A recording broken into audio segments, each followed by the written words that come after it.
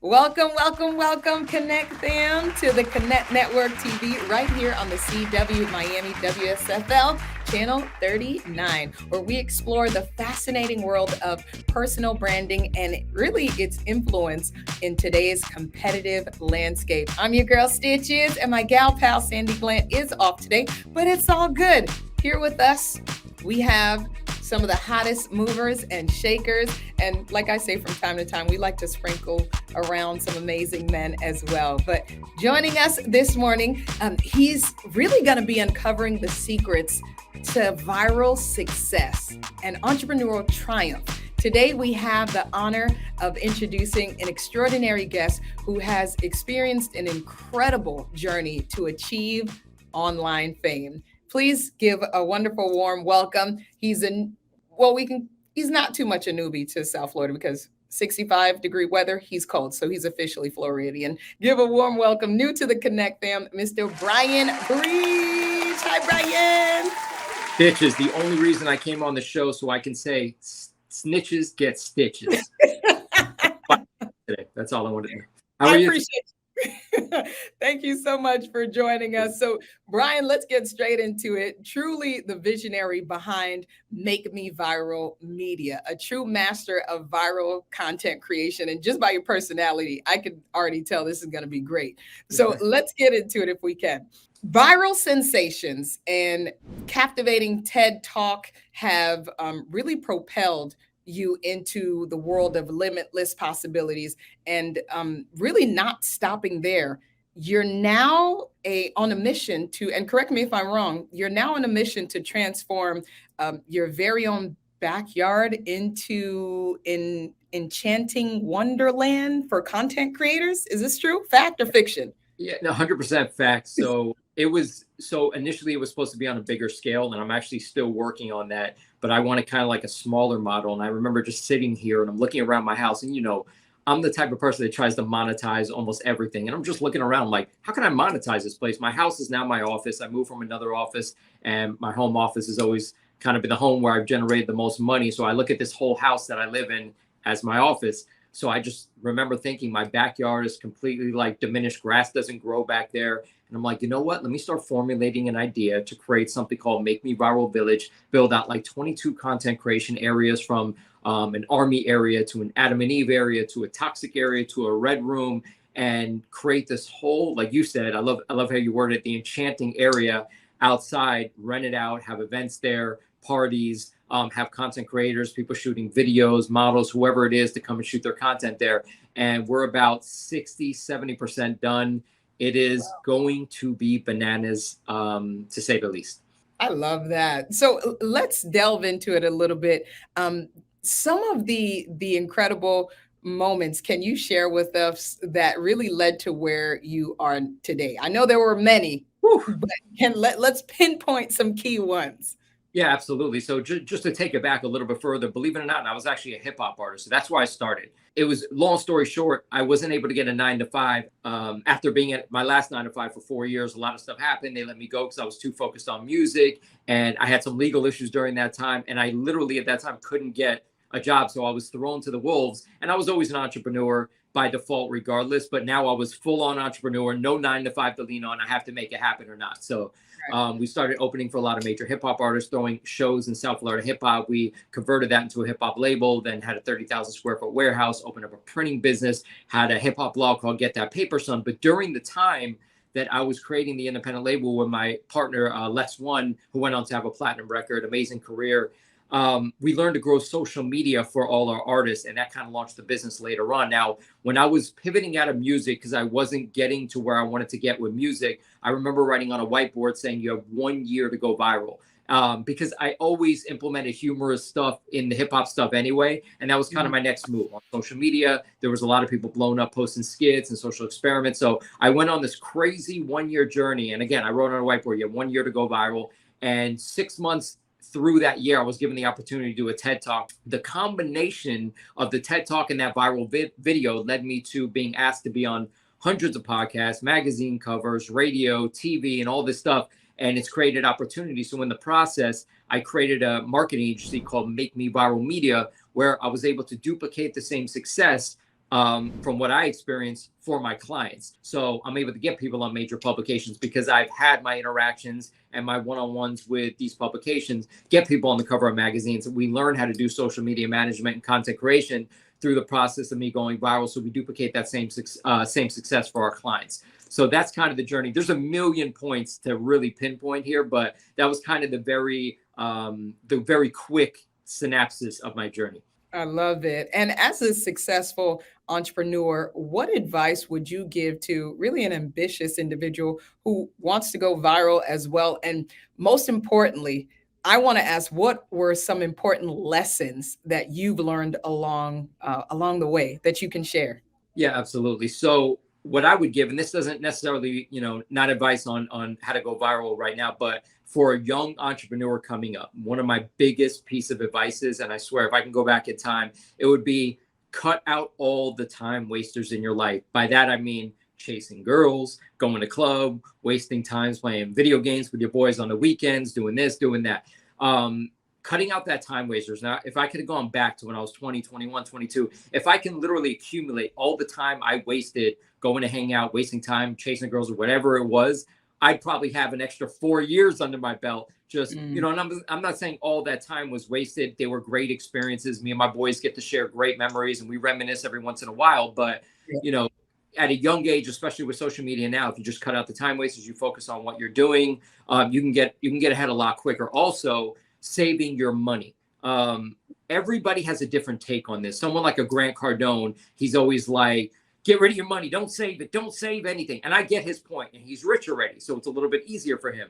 But the easiest, I don't want to say the easiest, the quickest I moved up in the world was when I finally saved a significant amount of money. I didn't have to stress so much about bills during that time. And I was able to take a lot of the money I'd saved and invest it back into my brand. And it's because that I invested it back in my brand is where I got to where I am today. Literally because I kept putting the money that I saved back into myself and it paid off. So save your money, have a little bit of money saved up, invest back in yourself, cut out the time wasters, and I guarantee you'll see the trajectory of your life change. I love it. Thank you, Brian. And I got to ask this question as well, because even like we were talking about in the world, I guess you could call it the cyber world, the digital world, everything is, you're sharing everything. From your opinion and your experience, are there certain things that you just should not post? Or is everything off limits? Like, because you've been doing this for some time and you know your stuff. So again, that's the question. Is there anything that should be off limits or is everything fair game? Yeah, yes and no. So when I talk on stages and teaching people tangible tricks on how to go viral, one of the first things I say when I get on stage is, look, I'm like, if you want to go viral, it's very simple. If you in the audience there stand up and punch that guy in the face, you're going to go viral. If you're throwing up on the side of a pool at a party and someone records you and posts it on World Star Hip Hop, yeah, you're going to go viral. But we're entrepreneurs. We don't want to go viral for those reasons. It's not going to get you any further. You're going to be the one hit wonder of viral videos and be remembered as the girl or the guy who threw up in a pool at a party, right? So you don't want to be known as that person. So yeah, stay away from posting those types of viral videos. As far as being vulnerable, I really tell my clients, my friends, and anyone I'm talking to about this stuff, you want to be vulnerable. And one of my favorite stories of being vulnerable is why I'm a fan of this person today. If you're familiar with Sarah Blakely from Spanx. Now, she made $1 billion off Spanx, and one day she posted her journey going back to her old house. I don't know if it was set up or not. They let her in the house. It was amazing. She walked. She's like, this is my old house. This is the room where we packaged up all the boxes, me and my ex-boyfriend. And she showed an image of her and her boyfriend packing up boxes basically when they were broke. He's since passed away, but she went outside and she talked about it a little bit. Now, she didn't have to share that. She already did really well. But you know what that did? It made me a fan of her. Now, I'm a man. I'm not going to go buy Spanx, although I think they have male Spanx now, but I'm not necessarily going to buy Spanx. But if I was a woman, I would invest in her brand simply because she shared that amazing story. She was vulnerable. So it's okay to share some of those, past faults of your life.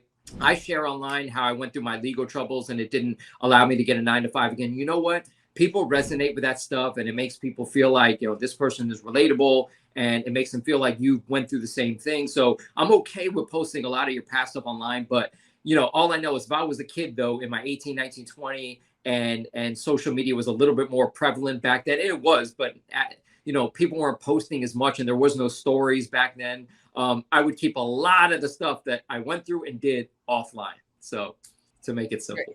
I tell you what, God is good, and I appreciate You you leaving and dropping these gems. Sound like a coach to me. Brian Breach, ladies and gentlemen, please, before you go, please share with us how we can connect with you and catch all of your videos as well, Brian. Yeah, absolutely. If you guys want to follow me at Instagram at Brian Breach, Brian, Breach, Breach, or if you want to schedule a call with our team, go to makemeviral.net, click schedule a call, and we're here to help. I love it. I told you, Connect fam, we sprinkle a few amazing men from time to time. You're one of those men, Brian. Glad to represent the men out there. You represented well. Thank you, sir. Thank you. And we'll be right back, Connect fam. Don't go anywhere. Get your tea, get your coffee, your water, whatever you drink in the morning. Whatever you drink in the morning, just go grab it, get you a cup of tea and crumpets. Whatever you'd like to drink in the morning. Not too much about this. As long as you come right back, we have more with our entertainment segment. You're not going to want to miss it. Stay close.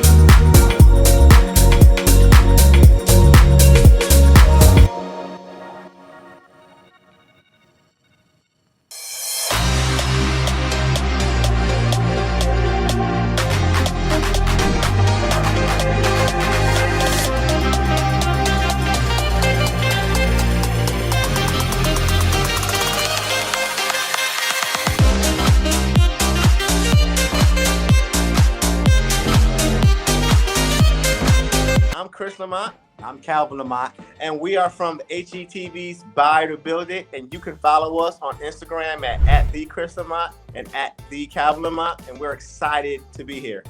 Find us on the Connect Network TV. Stay tuned. Welcome back, Connect fam. Your girl Stitch is here, and today we have the privilege of welcoming Krystal Vernee, darling, the mastermind behind Simply, get that right, I Simply She. She's coming to our show. Krystal is truly a dynamic entrepreneur who has cracked the code on creating multiple income streams and building and capitalizing brands. Through her enterprise, she has helped countless individuals transform their lives and businesses. So welcome to the show, Krystal. Welcome, Krystal Vernee, darling. Hi, thank you so much for having me. So great to meet you, Stitches. Thank you. Thank you so much for joining us, and your bright smile is ready for the morning. We love it. Thank you. Absolutely. So, let's get straight into it, Krystal. In the ever-changing world of business, really, how important is it for new entrepreneurs to have multiple sources of income? And then I'll ask, can you give us some examples or even some ideas on how young entrepreneurs can really diversify their income streams and truly achieve financial stability for the long run? Let's get into it. Yeah, that's such a great question. So it's important for new entrepreneurs to think about and set themselves up for multiple income streams early. Having multiple income streams is really the key to growth and financial stability, especially as an entrepreneur. So, and income streams don't have to be from a completely separate business. The name of the game like especially when you're new to business, is maximizing and optimizing your zone of genius, meaning what you already know and you're already an expert in before Right. you start to add on different industries. So you want to become excellent, and I mean extremely excellent in one area of expertise, and then believe that your wealth of knowledge is abundance, and you will find that there will be more streams of income than you ever imagined. And some examples of income streams might be product sales. So if you're a product-based business, this is the most straightforward way. You make a product, you market it, you sell it. And it could also be digital or physical. And that's one of the most common types of income streams. You could also do a service-based product. So you might have a service that's related to your skill set. And this could be coaching, consulting, freelancing in a field that you're expert in. There's also subscription models. So if you have a product or a service that can be you can provide that on a recurring basis. Subscriptions can be a great source of income, very reliable. Also affiliate marketing, and you can earn a commission by like promoting someone else's company or someone else's product. And this is really, really popular in the online space. Also, courses are really popular, of course, in the online space. Basically, you'll have a course in an area of an expertise, or your area of expertise, and you can monetize that knowledge by creating and selling it online. Ebooks, all types of info products or information products, as they're normally called. And then you can also do sponsorships, brand partnerships. If you have a large audience, very, very popular with influencers, you can basically monetize your advertising of their product or their service. And also, of course, investments could be another source of income. This could be you purchasing stocks, real estate, bonds, all sorts of things. But it's important to realize that not every stream of income is suitable for every type of business. So it's important to do your research, choose and just leverage the ones that will provide the best results. I love that. And if I can ask this as well, what are some practical steps that entrepreneurs should be taking even now to establish and nurture their brand? And how can it help them? Like you said, there's so many and so much going on. How can that help them stand out from their competitors? Yeah, so right now, like I have 4 businesses, and I'll tell you, one of the things that's really helped me is really understanding my target market. So that'd be the first thing I would tell entrepreneurs to do.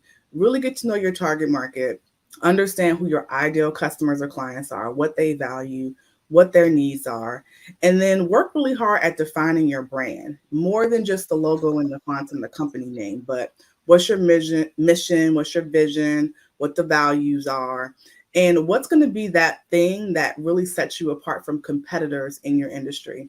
The other thing I would stress too is consistency, right? And these are all things that new entrepreneurs, whether they're new or seasoned, can actually do, is maintain consistency across all aspects of your brand. So that does go into color schemes and fonts, also voices, messaging, imagery. The way that you present yourself, both on and offline, is extremely important, as well as customer service. So even down to the way that you communicate and you interact with your customers will be extremely important in terms of establishing a strong brand presence. The other thing I would say, which I think is really important, and it's a part of my framework that I actually teach, is storytelling.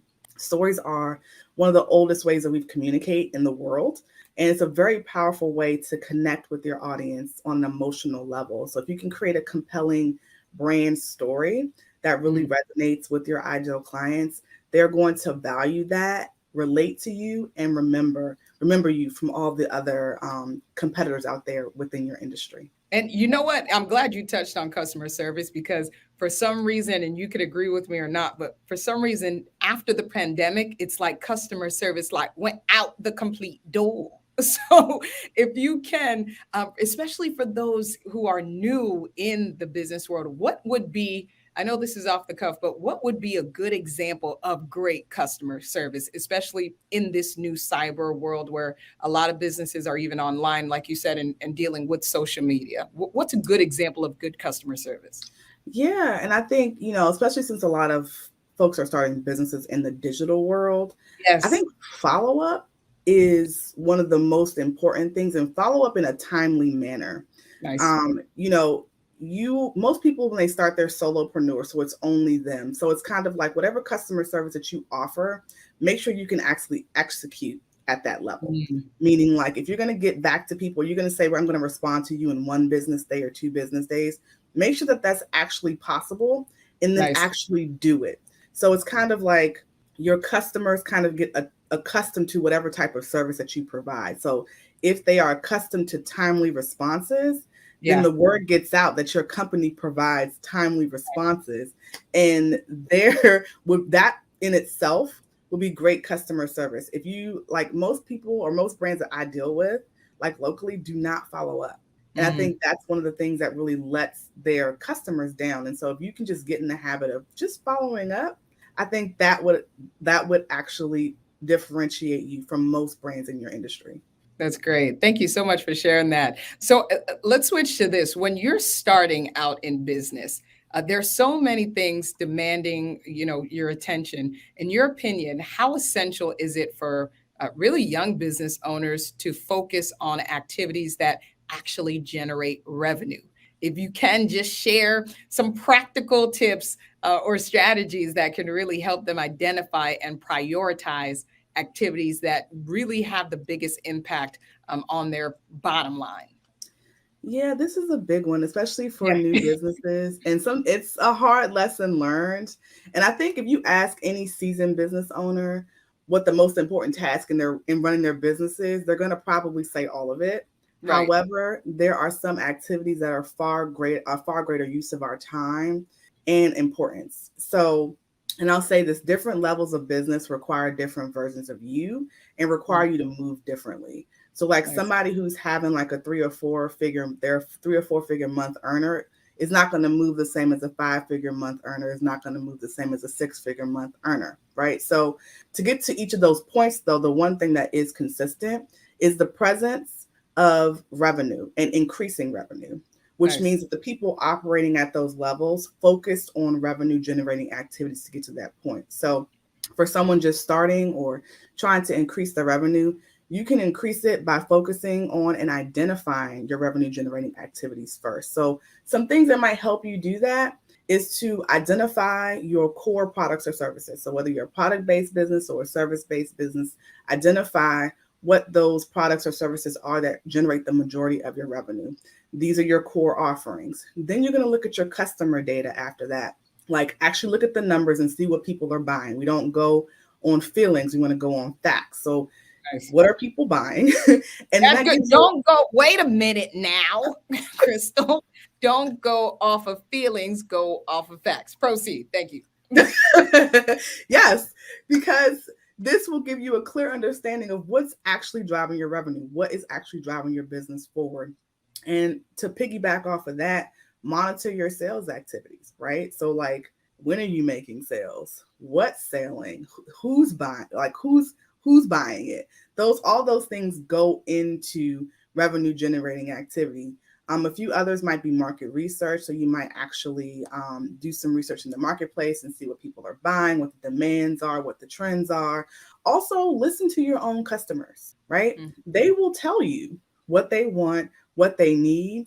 And that could also be some indicators of what you might be offering in the future. And then, of course, my favorite is to test and actually measure what's working and what's not working. So experiment with new products, new services, strategies, measure their success. And that's going to help you to focus and stay focused on revenue generating activities. I love it. And of course, it's good to know how to do this and it's good to know what to do, but you can provide all those services, right? So yes, get people together if you don't want to do it yourself. So let's switch gears to that. How can folks hire you, Krystal, please? Absolutely. Well, you can feel free to connect with me on Instagram. I'm at I_simply_she. I'm also on LinkedIn at Krystal Vernee. And if you're interested in working with me, then visit slayhardeveryday.co.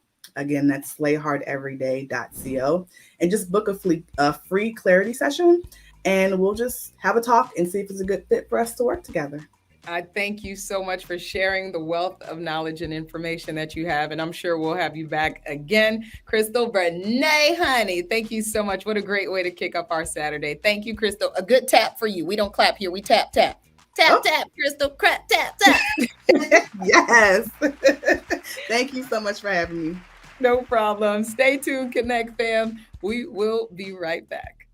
95% of businesses fail in the first 5 years. It is sad. And one of the number one reasons is because of the lack of capital. Hi, winners. My name is Terry Kauser, and I'm a credit expert. And I specialize in helping entrepreneurs and investors leverage their personal and business credit to get $100,000 and more in funding super fast. I can't wait to share with you on The Connect Show. At Emily Miller Aesthetic Medicine, we take 10 years off your face without looking like you've had work done.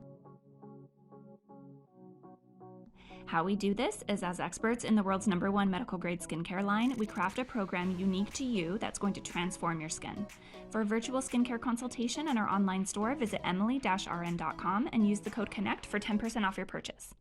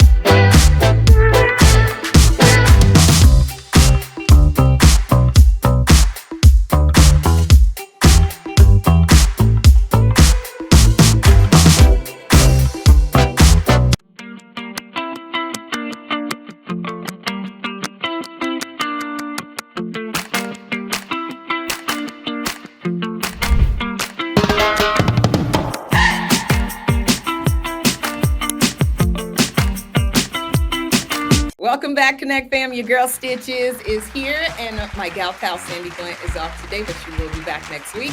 But without further ado, let's get into it. This week's entertainment segment with the one and only, the lovely London Knighton. Take it away, London.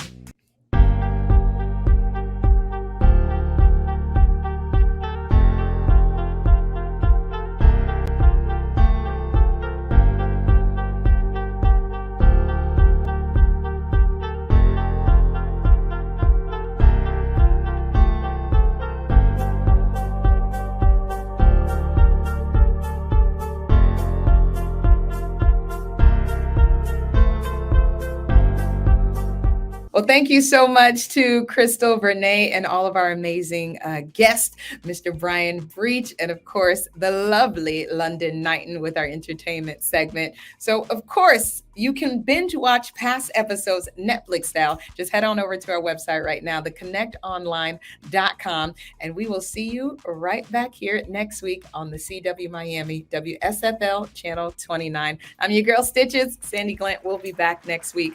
Call somebody, tell them you love them while they can hear it and receive it.